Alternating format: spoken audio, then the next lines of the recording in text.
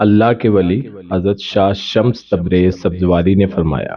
کہ ہاتھ میں مچھلی کا نشان انسان کے خوشحال رزق کی واضح نشانی ہوتی ہے۔ تو آج ہم آپ کو بتائیں گے کہ مچھلی کا نشان یا وی کا بننا کس جگہ پر کس طرح دیکھا جاتا ہے۔ اگر مچھلی کا نشان یا وی کا دائرہ دولت اور زندگی کی لکیر کے ساتھ بنے تو یہ اس بات کا اعلان ہوتا ہے کہ ایسا انسان رزق تو حاصل کرے گا، لیکن زندگی کے کچھ مراحل میں خوشحال رزق ہوگا اور کچھ جگہ رزق تو بہت ہوگا لیکن فوائد دوسرے اٹھائیں گے۔ اگر مچھلی کا نشان یا وی کا نشان دماغ کی لکیر کے ساتھ بن رہا ہے تو یہ اس بات کا اعلان ہوگا کہ یہ اپنے ہنر اور گفتگو سے خوشحال رزق اور فراوانی پائے گا۔